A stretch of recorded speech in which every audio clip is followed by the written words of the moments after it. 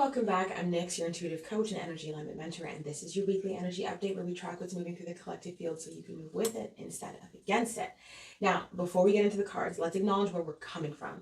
Last week was one of the most cosmically packed weeks of the year. We had Mercury retrograde, a full moon in Capricorn, Mars squaring the lunar nodes, Jupiter entering Leo, and all of that landing within days of each other. And then right at the opening of this week, July 3rd, brought us Mars conjunct Uranus in Gemini. So that's electric, disruptive, rebellious energy.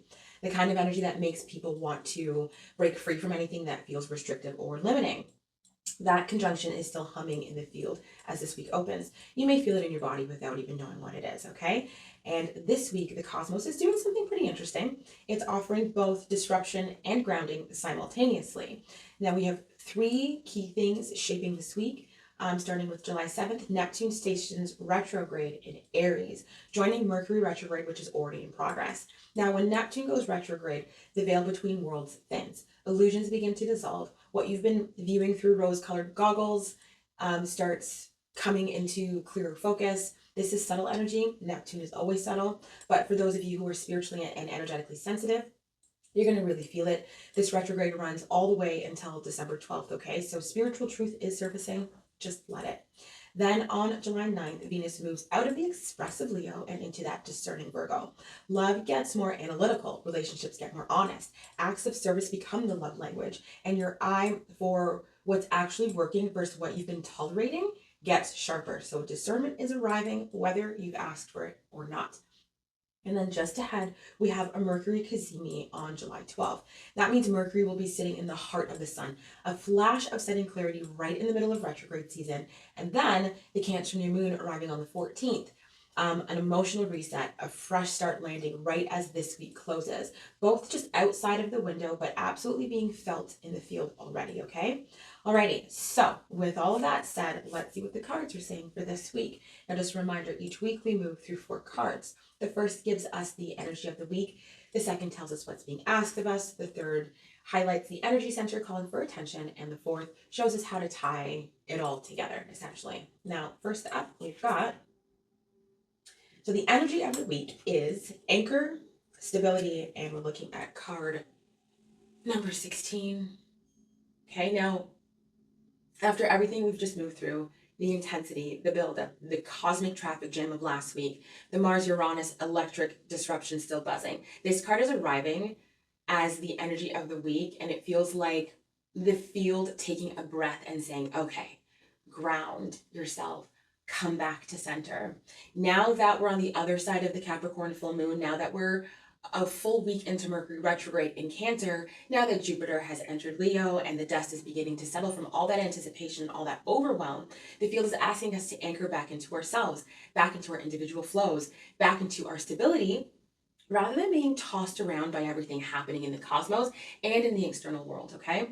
And what that may look like practically this week, for some of you, the progress you've been working towards is finally starting to show up. That could be a project moving forward, a window of opportunity opening, a financial balance beginning to stabilize. Let me just make it clear though, I'm not saying that all of your money dreams are going to manifest overnight. I wish they could. But balance might be in tow here. So honor your budget this week, live within your means. Even that one intentional act can catalyze the financial stability you've been reaching for, okay? Now, some of you are going to start feeling comfortable again in your body, in your home, in the environments you've chosen for yourself. Emphasis on the word chosen. When you choose your environment, that's self-authority in action, that's self-leadership. When you're placed somewhere by someone else's agenda, instability tends to ring louder, so choose consciously this week, okay?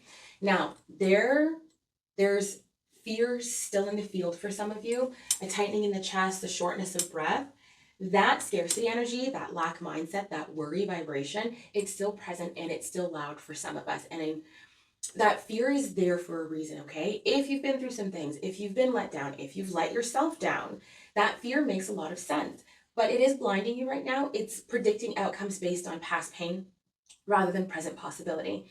And at some point, you're going to loosen that grip. Not because everything is all of a sudden perfect, but because you've moved through enough of it to finally see that fear was louder than the actual threat, okay? Now, Cancer season is literally the season of loosening that grip. And this week, The anchor is asking for you to find your steady ground so you can start to do exactly that. Find balance this week. Work and rest, output and self-care, the pouring out and the pouring in, okay? If you're feeling the urgency to constantly produce and show up, ask yourself honestly, is that for you or is it for everybody else? And if self-care is flowing easily for you right now, make it habitual, not a once in a while treat. Turn that radical act of self-care into an actual practice, okay? Now, what's being asked of us this week is to flow like water. Card number 24. Now, how fitting. The sacred self-care deck showing up in Cancer season, the season of water, asking us to flow like water. The cosmos and the cards are speaking the same language yet again. Now, water holds memory. Water is the visible, tangible flow of energy. You can see it. You can touch it. You can feel it on your skin. It carries intention. It holds power to purify physically, emotionally, and spiritually. You can infuse it with prayer, with affirmations, with sacred symbol placed beneath your drinking vessel, right? Water listens. And this card is coming in with a question for you. What beliefs and patterns would you like to wash away this week? What are you ready to release into the water and let it carry away from you? Now, how you answer that question doesn't have to be dramatic. A water meditation this week is your medicine. And that can take on many forms. A bath with intention and breath. Feet soaking in warm salt water, hands under running water with a moment of presence. Swimming, standing in the rain if the sky offers it. The visualization of an ocean or a river moving through you, cleansing you, carrying what's heavy out to sea, okay? Whatever form it takes, be present with it. Close your eyes. Feel the temperature of the water on your skin. What does it feel like? What are you doing in it? Floating, swimming, soaking, moving. Let that simplicity take you deeper, okay? Because when you get quiet enough in the body, the truths that need to surface will come more effortlessly. And then one thing about water is it is expressive in the same way that we are. Sometimes it's still as a soft, gentle breath. Sometimes it rages like anger. Sometimes it pours like tears. Sometimes it dances like laughter, but it always moves to its own rhythm. And I feel like there's something important in knowing that, something about that permission to also move to your own rhythm. Whatever your water looks like this week, okay, honor it. You don't have to be the ocean for everyone else. You get to be whatever you actually are in this moment for yourself, okay? Now, the energy center calling for our attention this week is third eye. And the card is balance. Okay. I feel like this card is speaking to two groups of people, those who are still in resistance and those who are in flow. Both of you need to hear this. For those in resistance, and I know some of you still are here in that space, still afraid, still not sure what direction to move. The resistance doesn't mean stop. It means slow down and look at what's actually in your hands right now. Look at what's on either side of you. What is creating the wall? What is feeding the fear? And what, if you look closely enough, what is actually trying to move you forward? Balance is not about removing the resistance. It's about finding enough stability within the resistance to take one honest step forward, okay? Now, last week was about surrendering, and I feel like this week is asking something similar. Find balance as you surrender, because balance can create that sense of safety your nervous system needs to take that step. And with Neptune going retrograde this week, dissolving illusions, some of what you've been afraid of may not actually be as large as it's been appearing. Let that truth land within yourself, okay? And impulse, pay attention to it. Impulse is not the enemy. It lets you know you're alive. It lets you know things are still in motion, but don't act on impulse immediately. Let it inform you. What does it want? Where does it want to go? Pause, review, and then move, okay? Now, for those of you in flow, slow your roll. Don't chase your desires so hard that you push them away. Don't punch through walls where there might be a door right beside you. Eyes wide open, even on an aligned path, okay? Discernment is not just for those who are stuck. It's for those moving too. And for everyone, it's important that you don't neglect yourself along the way, okay? Don't work so hard for something that you forget yourself in the process. Maintain your dignity, maintain your integrity, maintain your authenticity, maintain your energy, because at the end of the day, you are the prize. You are the prize. Your desires are just an extension of you, not the other way around. But also allow yourself to be supported. This has come up before, and it's coming up again because some of you still haven't received it. You are not meant to do this alone, okay? You never were. You don't have to. So don't do it alone, okay? Find your most trusted person. Lean on them. Ask for help. It's okay. Now, how we tie all this together is going to be with intention. But maybe not the kind of intention you've been setting. Yes, everything, the definition I wrote for this card is true. In short, intention is the fuel behind every decision. Intention is what moves mountains. Intention without clarity and supportive action is just drifting in a direction and hoping. I stand by all of that. But what's coming through with this card this week feels a little bit more personal, more raw, more what I'm going to call intentionally selfish or self-full, depending on what resonates with you.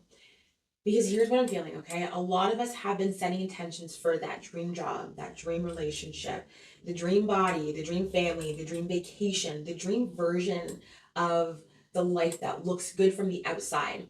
And there's absolutely nothing wrong with any of that. But the questions I feel to ask right now, and maybe take some time to sit with it before you actually answer, what are your intentions for your actual life?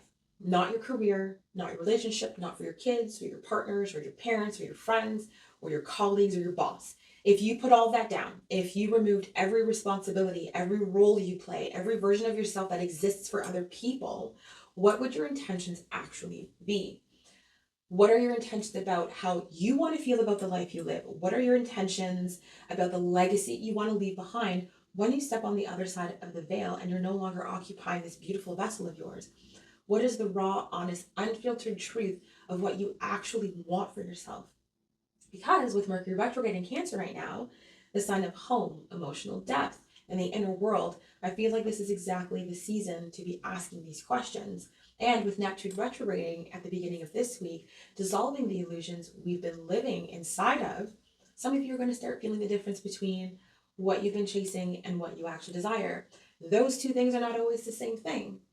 And some of us already know the answer already, but we keep performing the version of intention that we think other people want to hear from us. This is what they need me to want. This is what makes sense for someone like me. This is the responsible desire, the acceptable one. But are you living for yourself or are you living for everybody else, right?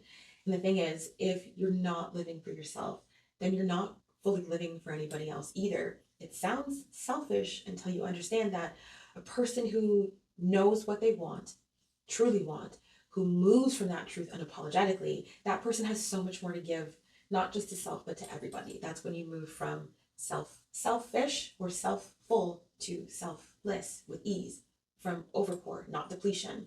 So this week, get still, get honest, set the intention that is yours, not the one that performs well, the one that actually lives in your chest, okay? Now, with that said, that is the energy of the week from July 5th to July 11th. And remember, coming up, we have that Mercury Cazimi on the 12th. That brings that flash of clarity right in the middle of retrograde, and then followed up by that Cancer new moon on the 14th, which brings that emotional reset and a fresh beginning. So stay open for both. Now, drop in the comments, if you will, what is one intention that is truly yours? Not for anybody else, not the responsible one, the real one. I want to hear it, even if it's the first time you've said it out loud. Actually, especially if it is, okay? Now, thank you to my returning viewers, and if you're new here, welcome. Thank you so much for joining. Please hit subscribe so you don't miss next week's update. And if someone in your life has been running on everyone else's agenda and forgetting to ask themselves what they actually want, send this to them. It might be the most loving thing you do today. Now, until next week, take care of that beautiful energy of yours, and we'll see you then.